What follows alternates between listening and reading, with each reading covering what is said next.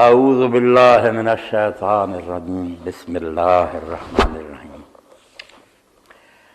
وَإِذْ أَخَذَ رَبُّكَ مِنْ بَنِي آدَمَ مِنْ ظُهُورِهِمْ ذُرِّيَّتَهُمْ وَأَشْهَدَهُمْ عَلَىٰ أَنفُسِهِمْ أَلَسْتُ بِرَبِّكُمْ قَالُوا بَلَىٰ شَهِدْنَا أَن تَقُولُوا يَوْمَ الْقِيَامَةِ إِنَّا كُنَّا عَنْ هَٰذَا غَافِلِينَ اور تقولوا انما اشرک آباؤنا من قبل وكنا ذریۃ من بعدهم افتهلكنا بما فعل المبطلون۔ سورہ اعراف کی 2 آیات میں نے آپ کے سامنے تلاوت کی ہیں۔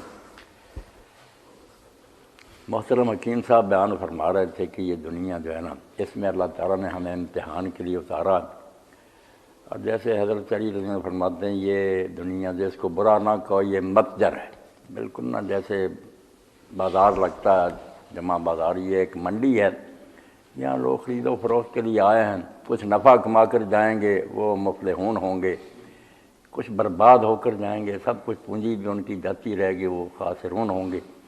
تو یہ نفع اور نقصان کمانے کی بات ہے، اور اللہ تعالیٰ کی بارگاہ میں جب پیش ہوں گے تو وہاں اللہ تعالیٰ یہی مطالبہ کرے گا کہ جو چیزیں تمہیں دے کر بھیجا تھا، جو سامان تمہیں دیا تھا، اس کو صحیح استعمال کر کے کچھ کما کر لائے ہو یا پہلا بھی جو تھا اس کو برباد کر کے آ گئے۔ اس کے بارے میں ہی حضرت شیخ قطب الدین بختیار کاکی رحمۃ اللہ علیہ فرماتے ہیں، بڑی ڈرنے کی بات ہے جو کہ ان صاحب بیان کر رہے تھے کہ اللہ تعالیٰ جو ہمارے دلوں کے راز جانتا ہے اس کے سامنے پیشی ہوگی، وہاں جھوٹ تو چلے گا ہی نہیں، اور بچاؤ کی کوئی صورت نہیں ہوگی، نہ کوئی حامی آئے گا، نہ کوئی وکیل ہوگا، آدمی تنہا کھڑا ہوگا، رشتہ دار بھی دے کر بھاگ جائیں گے سارے۔ تو فرماتے ہیں حضرت شیخ چوکبا روز بن ماید درے انصاف بکشاد، جب قیامت کا دن آئے گا اور انصاف کا دروازہ کھلے گا، عدالت قائم ہوگی، مباد دائیں ندایت براؤ مارا نمیش آئی، کہیں یہ آواز نہ آ جائے خدا کی طرف سے دفع ہو جا، تو ہمارے لائق نہیں ہے، جس کام کے لیے بھیجا تھا وہ کر کے نہیں آیا، اس لیے تو گندا مال ہے، اب دارالخباسات جو ہے نا برے لوگوں کی ٹھکانہ وہاں چلا۔ مبادہ ندایت کہتے کہیں یہ آواز نہ آ جائے براؤ چلا جا دفع ہو جا مارا نمیش آئی، تو ہمارے کام کا نہیں ہے، جو بندے ہمیں چاہیے تھے وہ نہیں، تم جو نیک ہوں گے ان کو فرشتے بھی سلام علیکم کہیں گے، تم پر سلام ہو، خود رب رحیم بھی سلام کہے گا کہ شاباش تمہارے پیدا ہونے کا، یار تم نے ٹھیک کام کر کے دکھایا، سلام علیکم۔ تو جو کر کے جائے گا کچھ کامیاب ہوگا۔ تو اس امتحان میں جب اللہ تعالیٰ اتار رہا تھا لوگوں کو، تو یہ امتحان نازک تھا، بڑا مشکل، کوئی آسان تو نہیں۔ ایک طرف انسان کی اپنی خواہشات ہیں وہ گمراہ کرتی ہیں، ایسی لذتیں ڈھونڈتا ہے انسان جو آوازیں دے رہی ہیں کہ آؤ مزے اٹھاؤ، دوسری طرف جو ہے نا شیطان پیچھے اللہ تعالیٰ نے ہمارے لگا دیا، وہ بڑا پڑھا لکھا اور ہوشیار ہے، میرے فتنے یم بیم دریا دریا جو بجو، وہ کہتا ہے یار میرے فتنوں سے تو خضر الیاس کانپتے ہیں، نبی کانپتے ہیں، اتنا ہوشیار دشمن پیچھے لگا ہوا جو بڑا دانشور ہے۔ یہ جتنے دانشور ہیں آپ دیکھتے ہیں ٹی وی پر آتے ہیں پڑھے لکھے پروفیسر ڈاگے، سارے وہی ہے۔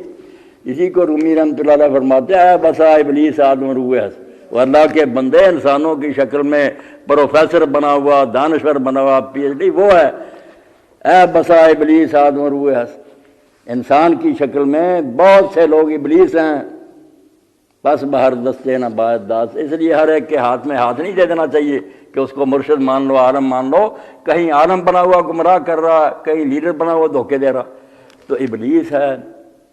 تو اس پر علامہ اقبال رحمۃ اللہ نے بڑی پیاری بات کی، وہ ذہن پھر ادھر ادھر پھیل جاتا نا، وہ کہتے ہیں یار جب انسان پھر کھڑا ہوا کہ اللہ میرے اندر بھی ایسی چیزیں رکھتی ہیں اسٹیم کی طرح جو مجھے دھکیلتی ہیں کہ چلا دو گاڑی عیش کرو، ادھر شیطان لگا ہوا، دنیا کو بھی تو نے بہت نا پاؤڈر لگا دیا، ایسا غازہ خوبصورت بنا دیا۔ اللہ تعالیٰ خود کہتا ہے زین للناس حب الشہوات، عورتیں ہیں، مال ہیں، سب خوبصورت ہیں، وہ ایک ایک چیز آدمی کو کھینچ رہی ہے۔ تو پھر اقبال غریب کہتا ہے اللہ تعالیٰ نے اس وقت بھی انتظام کر دیا جب زمین پر انسان اتر رہا تھا کہ تجھے میں نے تنہا اور بے کس نہیں چھوڑنا، مجھے بھی پتا کہ تجھے امداد کے لیے لشکر چاہیے جو تیرے ساتھ بھی کھڑا ہو، ابلیس کا مقابلہ کر سکے، خود اپنی خواہشات کا اگرچہ عقل فزوں پیشہ لشکر رہیں گے. کہتے ہیں یہ مکار عقل جو ہے نا، بظاہر عقل کی باتیں کرتے ہیں، فلسفے کی. عقل فزوں پیشہ، ایسی عقل جو منتر پھونکتی ہے. ایسے حوالے دیں گے یہ دانشور، آدمی گمراہ ہو جائے گا کہ ٹھیک ہے یار دین کیا، ان کی باتیں ٹھیک ہیں. اگرچہ عقل فزوں پیشہ لشکر رہیں گے. وہ کہتے ہیں کوئی شک نہیں کہ ہر زمانے میں اتنے قابل لوگ پیدا ہوئے گمراہ کہ انہوں نے لشکر تیار کر دیے ہیں لوگوں کو بے دین کرنے کے لیے، فوجیں چڑھا دی ہیں. تو دل گرفتہ نہ باسی کہ عقل تنہا، عشق تنہا نہیں. تو گھبرانا نہ، اگر عقل مکار ہے نا تو عشق بیچارہ بھی تنہا نہیں ہے، اس کی مدد کے لیے لشکر آئے، وہ نبیوں اور رسولوں کے لشکر. اللہ تعالیٰ نے پیدر پہ وہی اتاری، نبی بھیجے، رسول بھیجے، ایسے پاک دامن کہ دشمن بھی مانتے تھے کہ یار یہ فلسفی باتیں بگاڑتے ہیں، مگر ان کا عملی کردار کیا.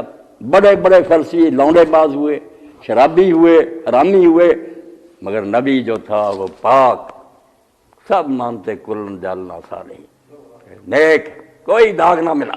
اللہ تعالیٰ نے کہا یہ عقل مکار اور ابلیس اگر ہے نا تو یہی آدم علیہ السلام جب زمین پر اتر رہے تھے، قرآن میں جگہ جگہ بتایا، سورہ بقرہ میں بھی، اسی طرح اعراف میں، تو سب جگہ بتایا کہ جب آدم علیہ السلام زمین پر اتر رہے تھے نا، اللہ نے کہا جاؤ اب امتحان دے کر جنت میں آؤ گے. ادھر ابلیس کو بھی اتار دیا. تو وہاں پھر وعدہ کیا فَإِمَّا يَأْتِيَنَّكُم مِّنِّي هُدًى، میری طرف سے تمہارے پاس ہدایت آتی رہے گی، میں کمی نہیں چھوڑوں گا. تمہیں اس شیطان نامراد سے بچانے کے لیے لگاتار میری طرف سے ہدایت آئے گی، تمہیں راستہ بتاتا رہوں گا.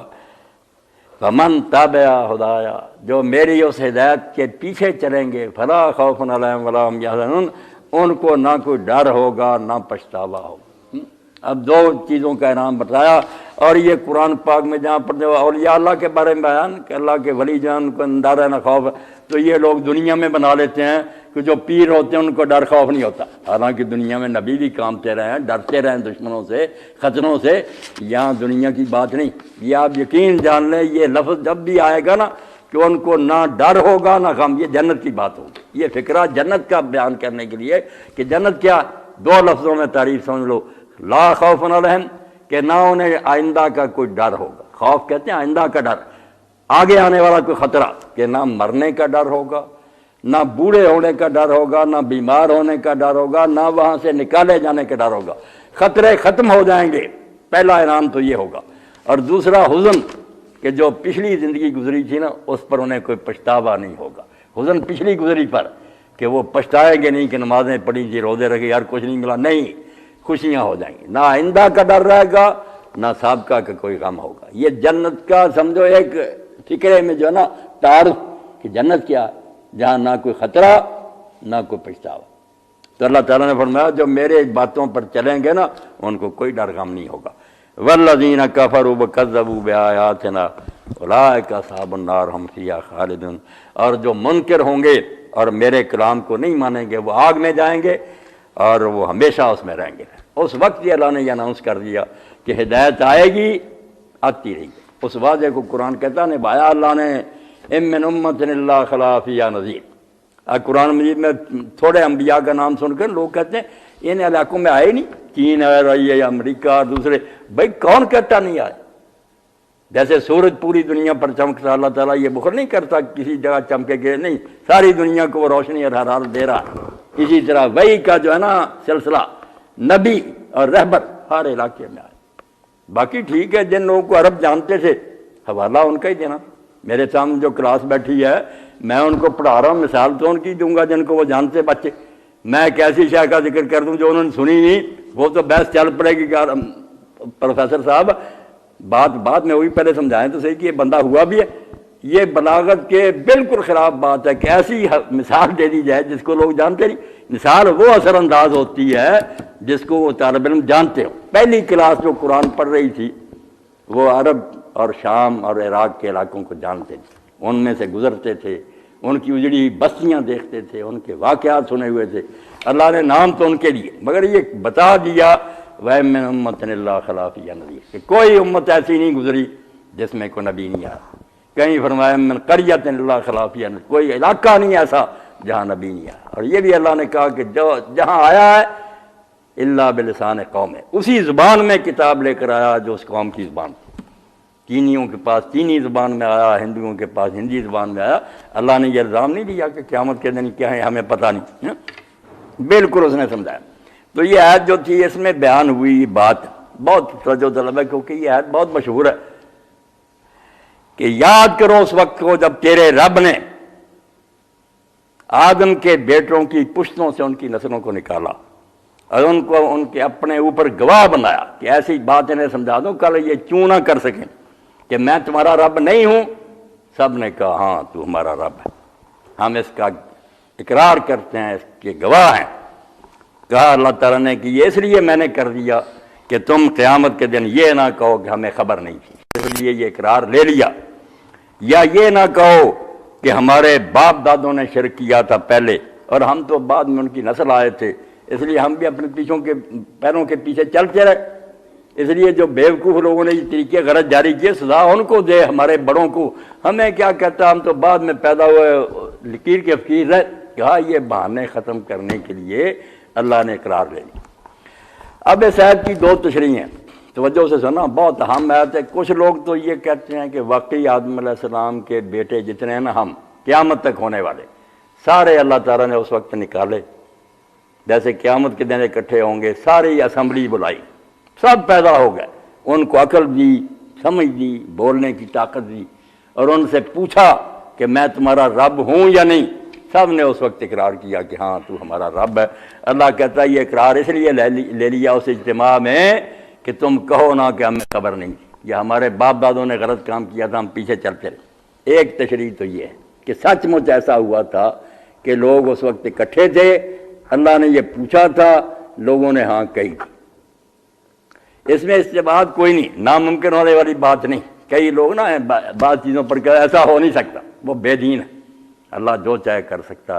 اگر ایسا اجتماع ہوا اور اللہ تعالیٰ نے پوچھا اور لوگوں نے اقرار بلاغ کہا تو یہ کوئی ناممکن بات نہیں کہ ہو نہیں سکتی، ہو سکتی ہے۔ کئی معاملوں میں سمجھاتا رہتا ہوں کہ یہ قادیانی وغیرہ جو کہتے ہیں، لوگ کہتے ہیں نہیں ایسا نہیں ہو سکتا، یہ غلط بات ہے۔ یہ نہ کہا کرو اللہ سب کچھ کر سکتا، معاملہ امکان کا نہیں ہوتا کہ ہو سکتا ہی نہیں، وقوع کا ہوتا کہ ہوا ہے ایسا کہ نہیں۔ دیکھنا یہ کہ ایسا ہوا ہے، وہ ثبوت الگ ڈھونڈنا ہے، ہو سکتا سب کچھ ہے، کوئی ناممکن نہیں کہ اللہ تعالیٰ نے اس وقت سب دنیا کو پیدا کیا۔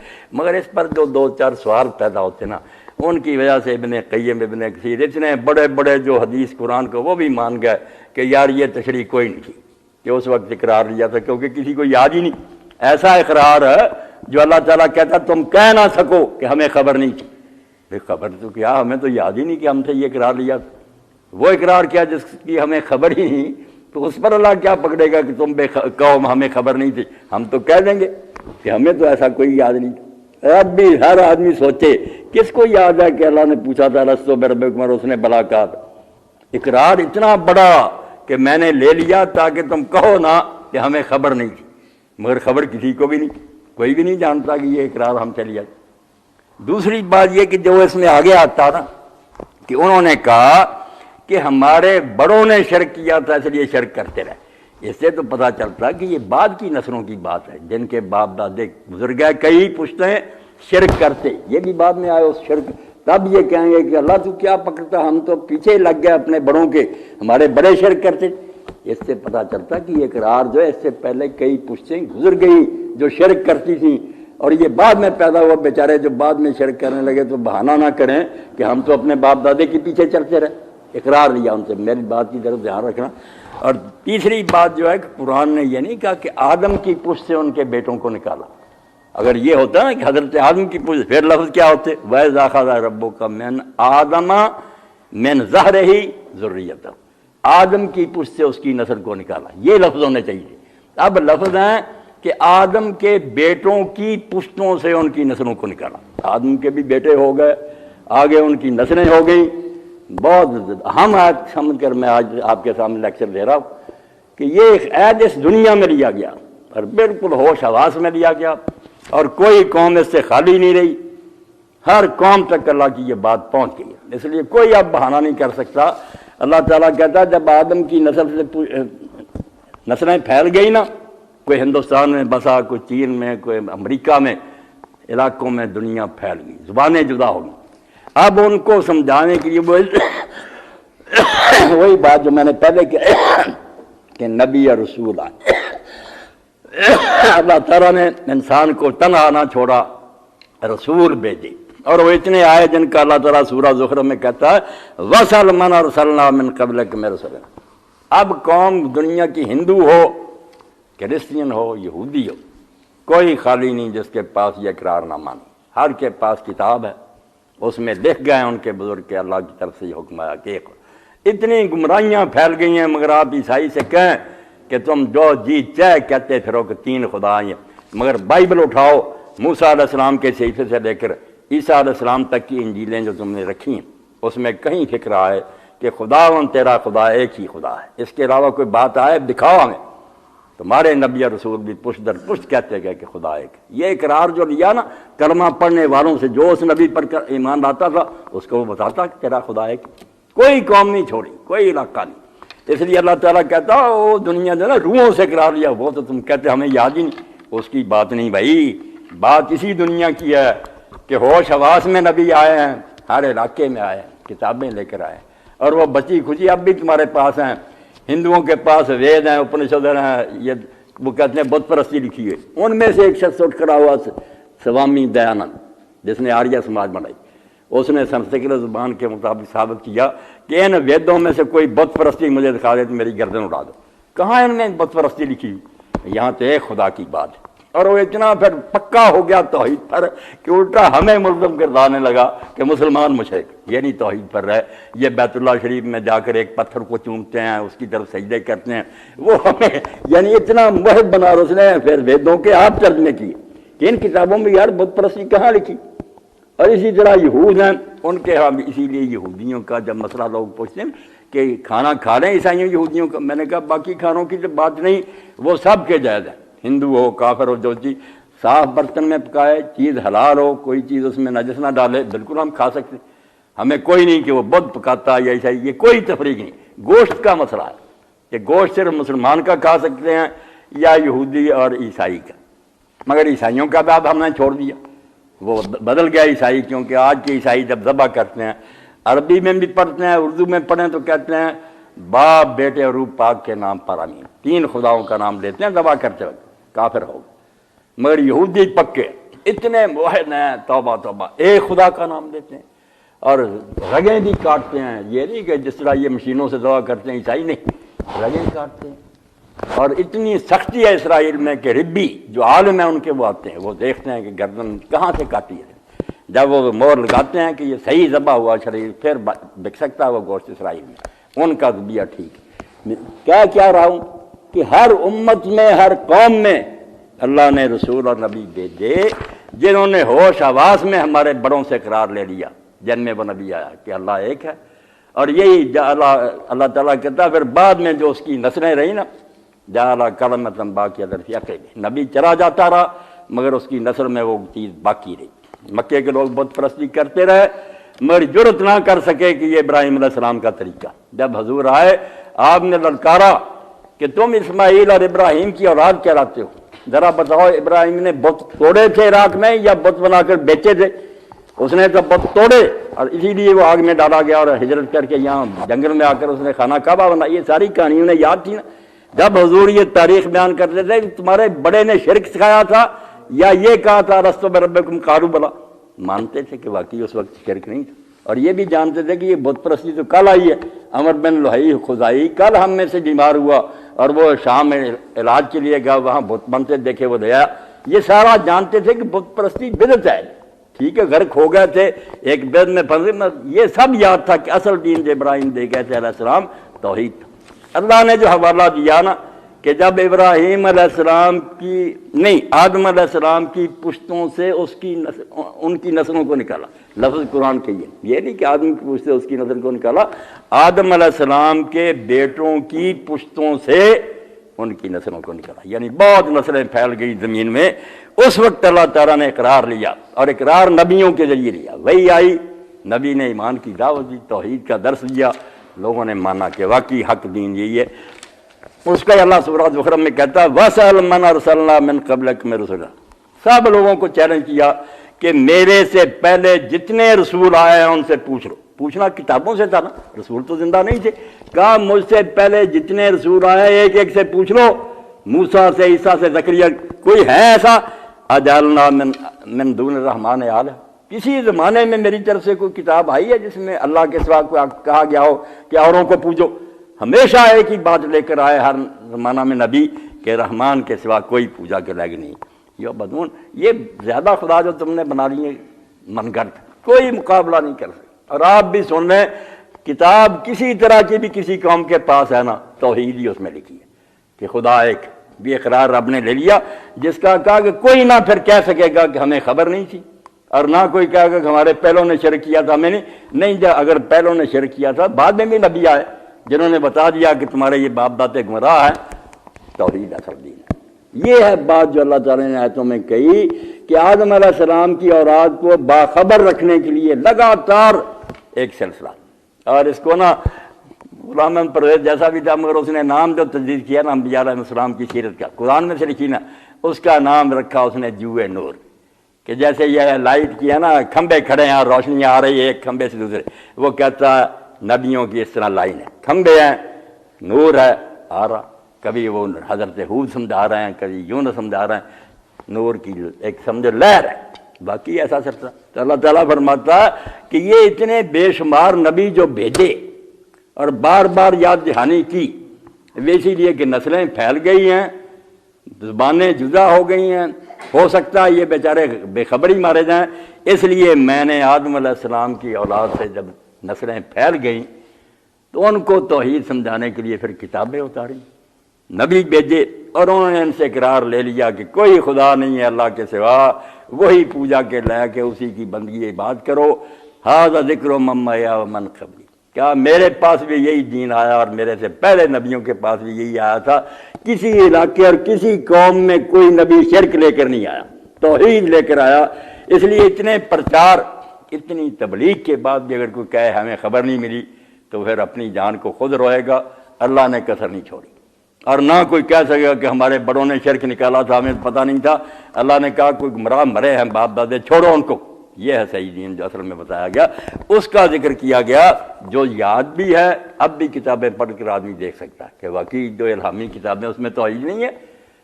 کسی پیغمبر نے شرک سکھایا، اگر اس علم سے ہم فائدہ نہیں اٹھاتے تو پھر اپنی جان پر خود ظلم کرتے ہیں. اللہ نے بالکل نہ یہ روشنی کر دی، اور اسی کو اللہ نے کہا. دوسری ایک آیت ہے، اس کا بھی انشاءاللہ کبھی بیان ہوگا، اللہ نور السماوات والارض. وہ بھی تماشا بن گئی کہ ہر ایک نے عجیب عجیب باتیں بنا لی. اللہ نور آسمانوں و زمینوں کا، کوئی نہیں سمجھتا کہ نور کیا ہوتا. اب لائٹ ہمیں ہر شے نظر آ رہی ہے کہ یہ فلاں بیٹھا، یہ فلاں بیٹھا. اندھیرا ہو تو کوئی شے سمجھ میں نہیں آتی کہ کیا کیا نہیں. اندھیرا جہالت ہے اور نور جو ہے نا علم ہے، روشنی. اب اللہ نور السماوات والارض کیا؟ اللہ پاک نے فرمایا موسیٰ علیہ السلام سے جب پوچھا نا فرعون میں تیرا رب کون ہے، اس نے کہا میرا رب وہ ہے جس نے ہر شے پیدا کی اور اس کو ہدایت دی. ہدایت جو نا جاندار چیزیں بے جان سب، ہمارے لیے یہ بے جان ہر ایک کو ہدایت دے دی.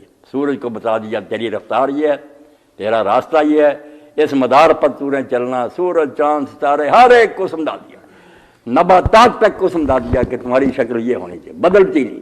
جو پھول کسی قسم کا اسی طرح کا لگتا ہے، دوسرے کو اسی طرح کا پھل لگتا ہے، دوسرے سمجھا دیا. دنیا کی کوئی شے جو ہے نا وہ مادی ہے یا روحانی ایسی نہ ملے گی جس کو کوئی نہ کوئی گائیڈنس نہیں ملی. اللہ نے باقاعدہ اسے سمجھا دیا نظام، اس کے تحت وہ چیز چل رہی. آپ دیکھیں اگر آپ دو گیسوں کو اس نسبت سے نہ ملائیں، ہائیڈروجن آکسیجن دو ایک کی نسبت سے، آپ 1000 جتن کریں وہ گیسیں نہیں مانیں گی، پانی نہیں بنے گی. جب اس نسبت سے ملائیں گے فوراً پانی بن جائے گا. اس کو اللہ نے ہدایت دے دی ہے اس طرح کام کرنا. ہر شے کو اللہ تعالیٰ نے ہدایت دی. اس کو کہا کہ اللہ نور السماوات والارض. اسی لیے حضرت ابن عباس فرماتے تھے یار نور کیا؟ حاج السماوات والارض، کہ زمین آسمان کی ہر شے کو وہ راستہ بتا رہا. ان کو بے جانوں کو اس طرح سمجھایا جس طرح مجبور انہوں نے چلا تھا. ہمیں عقل مند ہوتے ہوئے نبیوں کے ذریعے سمجھایا کہ یہ مجبور چیز نہیں ہے کہ زبردستی چلایا، ہماری عقل کو اپیل کی کہ سوچو غور کرو. تو اللہ رب العالمین نے یہ نبوت کا سلسلہ جو جاری کیا، رسول آئے. یقین جانیں اگر سب کچھ اس دنیا میں ہوتا نبی نہ آتی اور یہ وحی نہ نازل ہوتی، یہ دنیا اندھیر ہوتی، گپ اندھیرا. کچھ نہ بڑے بڑے دانشور کوئی کہتا زنا میں کیا حرج ہے، وہ بھی تو وہی عمل ہے جو لوگ کرتے ہیں نکاح سے. نکاح کیا اب بھی کہتے ہیں کتے. بڑے عالم فاضل لکھتے ہیں یار یہ لوگوں نے اپنے گلے میں مصیبت ڈال رہی ہے نکاح کی. نکاح کیا ہے؟ اور ایک مرد اور خواہش پوری کرنا چاہتے کریں. یہ رسم مولوی کی کیا ضرورت؟ نکاح کے دشمن. کوئی ایسے بھی حرامی جو کہتے ہیں یہ کیوں فرق کرتے ہو کہ یہ بیوی ہے یہ بہن ہے عورت ہی ہے, اور یہ کر رہے ہیں یورپ میں محرمات تک سے بدکاری کرتے. تو یہ نبی ہیں جن کی وجہ سے روشنی, بلکہ بالکل اندھیرا ہوتا, حلال حرام کی کوئی تمیز نہ ہوتی. یہ اللہ تعالیٰ نے فضل فرمایا کہ روشنی کر دی ہر جگہ. یخرجهم من الظلمات الى النور, اندھیروں سے نکال کرنا اللہ نور میں لیا. ہر شے صاف صاف بتا دی, یہ سانپ ہے یہ رسا, یہ حلال ہے یہ حرام ہے. تو اللہ تعالیٰ اس کا کہتا ہے کہ جب اولاد آدم کی نسلیں پھیل گئیں تو میں نے پھر اپنے نبیوں کے ذریعے کتابیں اتار کر سب کو یہ آگاہی دے دی کہ میرے سوا کوئی رب نہیں. اور وہ لوگ ایمان بھی لے, مان گئے کہ ہاں بعد میں اگر تم گمراہ ہوئے تو اب بھگتو گے, میری طرف سے کوئی کمی نہیں, میں نے الستو بربکم سمجھا دیا ہوا تمہیں. اگر وہ نبی اقرار لے کے گئے تم سے, کتابیں ان کی اب بھی تمہارے پاس موجود ہیں. اور میں نے کتنی بڑی بات کیا کہ جس حال میں بھی ہے نا, اب بھی ڈاکٹر ذاکر نائک کا بھی بہت اچھا کام ہے, نجات کا بھی, کہ ان بدلی کتابوں میں بھی شرک کی کوئی تعلیم نہیں ہے. توحید یہ ہے کہ رب ایک ہے, اس کے ساتھ کوئی پوجا کے لائق نہیں. یہ باہر لوگوں نے فراڈ بنائے ہوئے ہیں, پنڈتوں اور مولویوں نے شرک ایجاد کیا. الہامی کتاب میں کسی میں نہیں کہ اللہ کے ساتھ کسی کی پوجا کرو. اس کو اللہ نے کہا کہ یہ اقرار میں نے تم سب سے لے لیا تمہارے رسولوں کے ذریعے, تمہیں آگاہی دے دی ہے. تمہارے بڑے وہ وراثت میں چھوڑ گئے, تمہارے پاس ان کی وہ یادگاریں کتاب میں ہیں.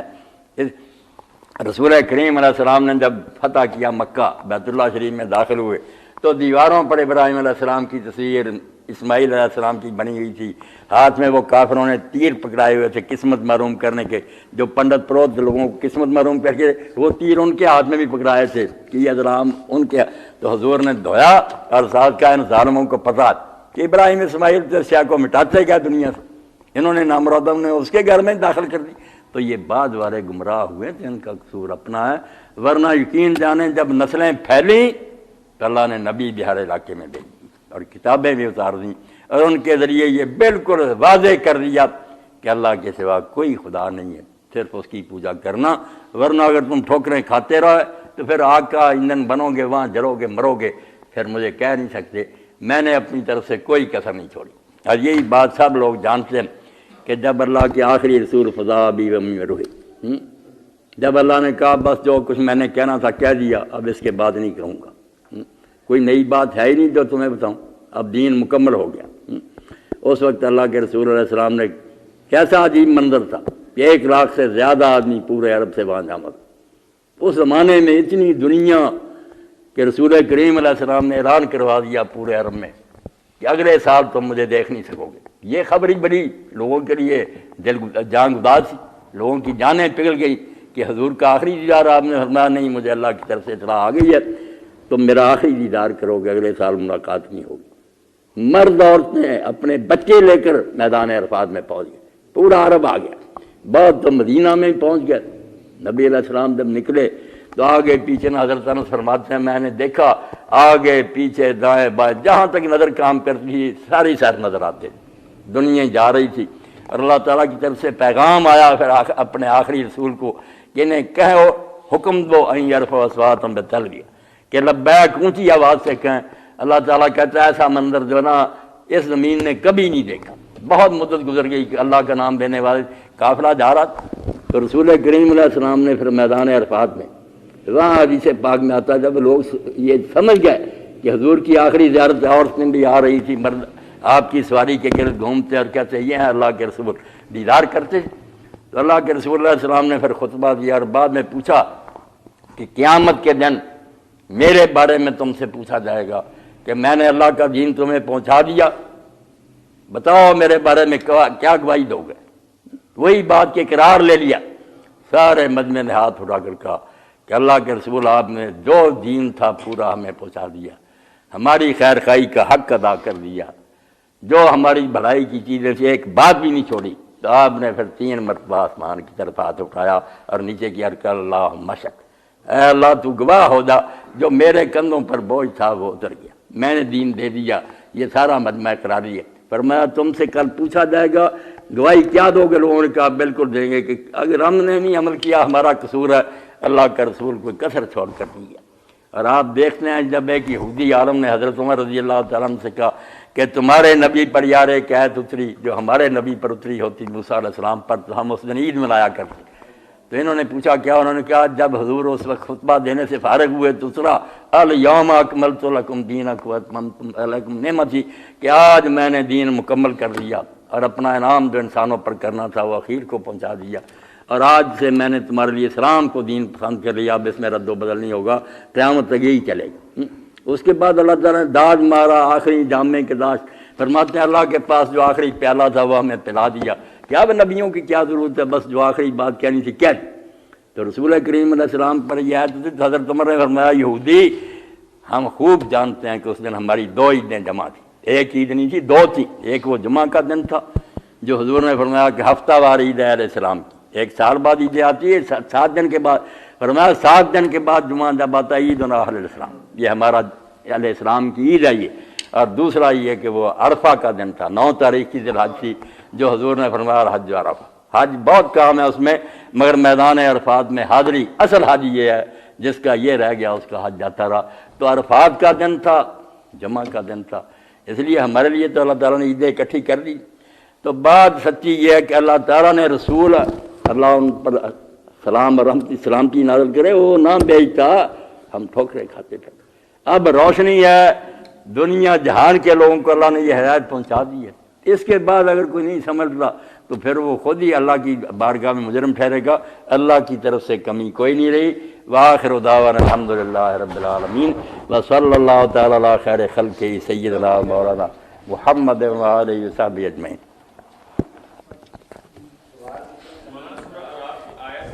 سورہ اعراف کی آیت بالکل یہ نہ لکھ لیں،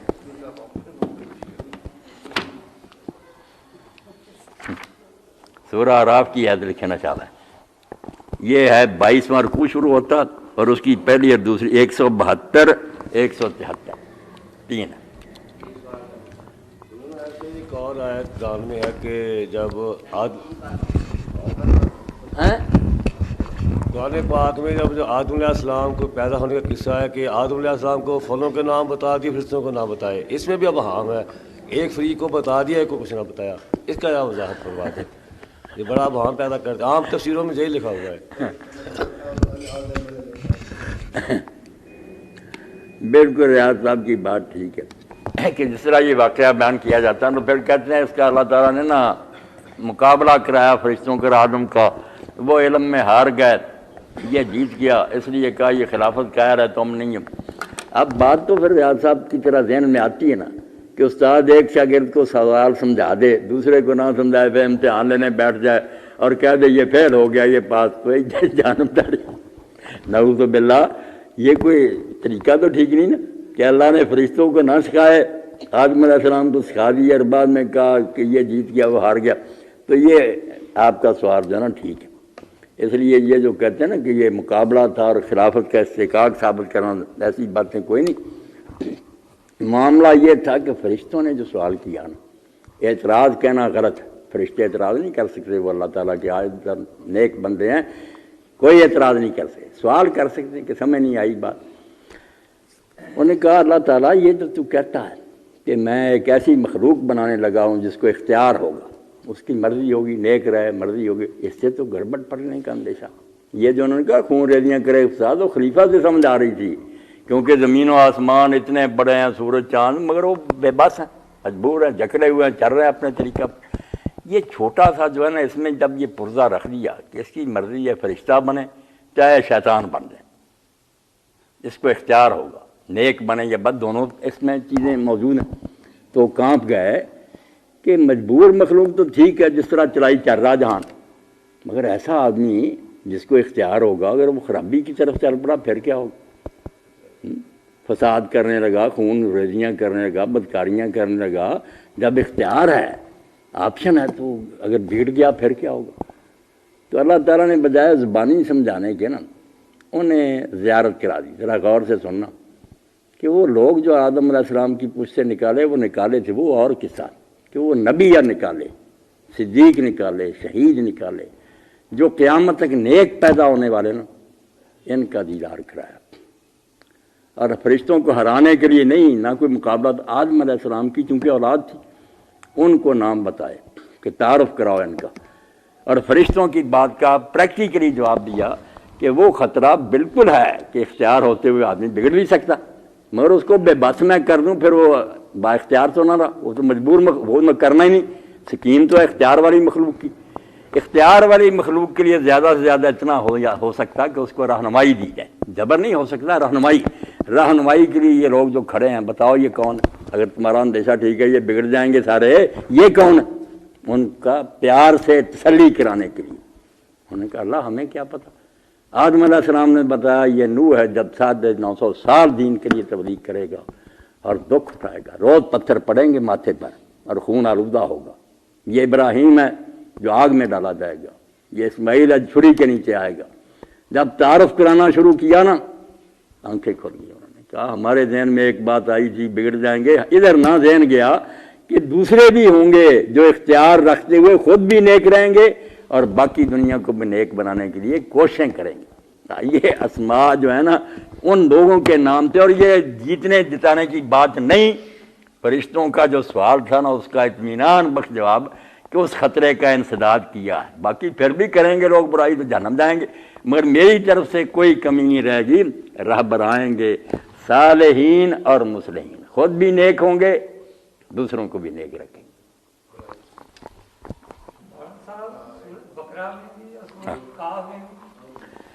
انہوں نے اپنی آنکھوں سے دیکھ لیا، زیارت کر لی کہ یہ نیک لوگ آئیں گے۔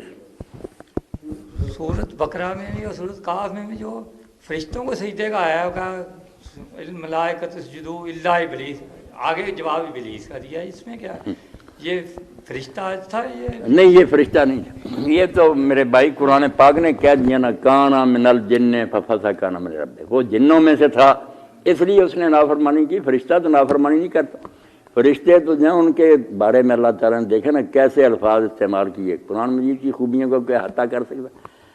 فسجد الملائکۃ کلہم اجمعون، اللہ فرشتوں کی بریت اتنی کی، کیونکہ آپ کی بات ہے نا یہ عیسائی یہودی کہتے ہیں کہ شیطان اور اس کے ساتھی جو ہے نا یہ سرکش فرشتے ہیں، یہ جو باغی ہو گئے تھے نا فرشتے، ان کو فرشتہ کہتے ہیں نا، قرآن نے درست کیا کہ نہیں فرشتے نہیں باغی ہو سکتے، وہ شیطان جنوں میں سے تھا، یہ غلطی کا ازالہ کیا، ورنہ یہ فکرہ بولنے کی کیا ضرورت۔ عیسائی یہودیوں کی بائبل بھری ہوئی ہے کہ سب جو ہے نا شیطان اور اس کے چیلے یہ باغی فرشتے ہیں، فرشتے تھے مگر باغی فرشتہ نہیں باغی ہوا۔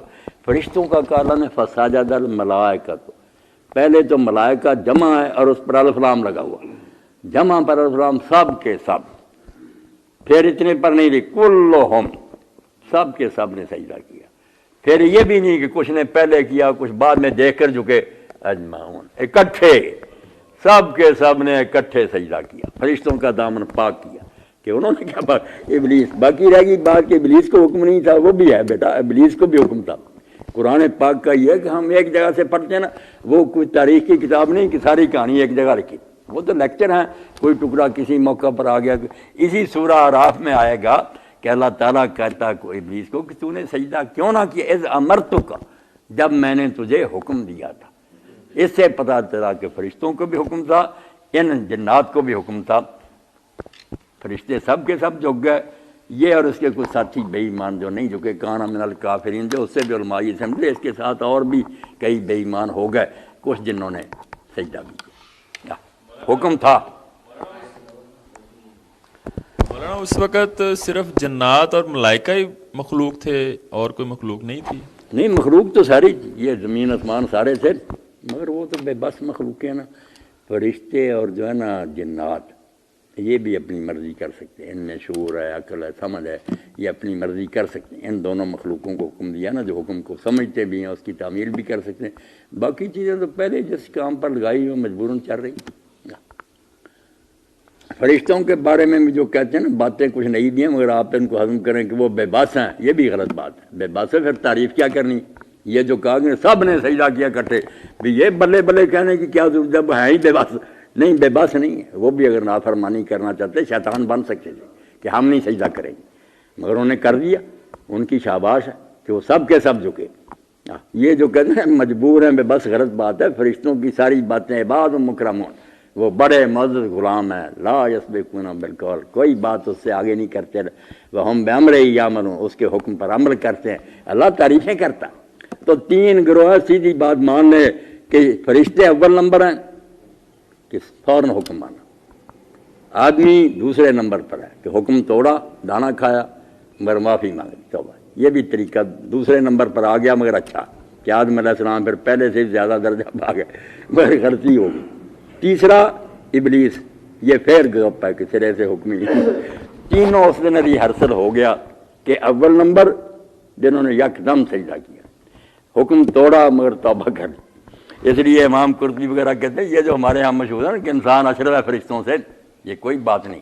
اللہ کے رسول علیہ السلام نے جب حدیث پاک میں فرمایا کہ اللہ کہتا ہے جو مجھے تنہا یاد کرے میں اسے تنہا یاد کرتا ہوں، اور جب وہ کسی محفل میں کرے تو میں اس محفل سے بہتر محفل میں ذکر کرتا ہوں. صاف لفظ مولانا خیرن، اس سے بہتر محفل جو فرشتے ہیں اللہ کے پاس عرش میں، ان کے پاس ذکر کرتا ہے. اور قرآن میں بھی جو آیا کہ آدم علیہ السلام کو شیطان نے کہا کہ یہ دانا کھا رہو تم فرشتے بن جاؤ گے. اب فرشتوں نے تو پہلے سجدہ کیا تھا. وہ کہتے یار تو مجھے ڈپٹی کمشنر سے چپڑاسی بنا رہا ہے. نہیں، وہ بھی اس سے لالچ میں اسی لیے آ گئے کہ وہ سمجھتے تھے کہ فرشتے آران، وہ اس طرف گئے. اشرف المخلوقات کوئی حدیث کا لفظ نہیں نہ قرآن کا، لوگوں نے اپنی طرف سے بنایا. ٹھیک ہے انسان جو ہے نا ثواب میں بڑھ جاتا ہے کیونکہ جو امتحان دے رہا ہے، خواہش ہیں اور اتنے لالچ وغیرہ، مقابلہ وہ مزدور کو جیسے مزدوری زیادہ دے دیتے نا، وہ الگ بات ہے. اجر دینا جو ہے نا پاک رہنے کی بات، وہ فرشتے بالکل دین بتاتا ہے کہ اللہ تعالیٰ لا یاسون اللہ ما امرہم، جو حکم دیتا ہے رب اس کی وہ نافرمانی نہیں کرتے. ہاں وَيَفْعَلُونَ مَا يُؤْمَرُونَ، وہ وہی کرتے ہیں جو حکم دیا جائے. یہ تعریفیں تو چغتائی صاحب اسی لیے کہ وہ کر سکتے ہیں نافرمانی. اگر نافرمانی کر نہیں سکتے پھر تعریفیں کرنے کا کیا فائدہ. جی مولانا یہیں سے ایک سوال میرے ذہن میں آتا ہے کہ کر رہے اب تو وقت ہی ہو گیا 11 بجے. مولانا سجدے کی وجہ سے یہ اشرف المخلوقات کہتے ہیں. نہیں، سجدہ جو ہے نا اس سے سمجھنا کہ آدم علیہ السلام افضل تھے. نہیں، وہ جو ہے نا سجدہ وہ کوئی نہ تعظیمی تھا نہ وہ عبادت کا تھا، وہ امتحان کا سجدہ تھا کہ مجھے دیکھتے ہیں حکم دینے والے کو یا اس کو اب دیکھیں نا اللہ تعالیٰ نے ایسا سخت امتحان لیا کہ سامنے بنایا، اور بنایا بھی من حمأ مسنون. وہ خمیر اٹھ گیا، بدبو آنے لگی، گارا سڑا ہوا. کہا اس سے بنا رہا ہوں، جب بنا رہا ہوں تو سجدہ کریں. اس وقت یہ بھی نہیں تھا کہ یہ نام وغیرہ کچھ نہیں، ابھی پیدا بھی نہیں ہوا کہ میں ایک بشر بنانے والا ہوں سڑی ہوئی مٹی سے، بدبودار سے. جب اس میں روح پھونکوں تو سجدے میں گر جانا، یہ پہلے ہی کہہ دیا تھا. اب شیطان نے کہا یار میں آگ سے پیدا ہوا، اتنی صاف ستھری چیز ہے، یہ سڑی ہوئی مٹی سے. وہ اس کو ہی دیکھتا رہا کہ کس سے پیدا ہوا، حکم دینے والے کو نہ دیکھا کہ اللہ کہہ رہا. فرشتوں نے بھی سب کچھ دیکھا مگر انہوں نے کہا ہم یار گارے مٹی کو دیکھیں یا اللہ تعالیٰ کو دیکھیں. انہوں نے اللہ تعالیٰ کی طرف نظر کر کے وہ امتحان دیا. جیسے چغتائی صاحب ہوں نا صدر مملکت اور میں وہ ایک ادنا سا مراد، میرے سامنے حکم ہو جائے کہ چغتائی صاحب اس کو سلام کرے، کتنی مشکل بات ہے. مگر اگر یہ مانتے ہیں کہ اگر قانون یہ کہتا ٹھیک ہے تو شاباش ہے. فرشتے جو نا وہ سخت امتحان سے گزر گئے کہ گارے مٹی والے کو انہوں نے سجدہ کر دیا، تعظیمی وغیرہ کوئی نہ تھا. ورنہ آدم علیہ السلام کو کیوں پھر شیطان کہتا کہ کھا لو فرشتے بن دو. قرآن پاک پڑھانا چاہیے، قصے کہانیوں کو چھوڑیں آپ.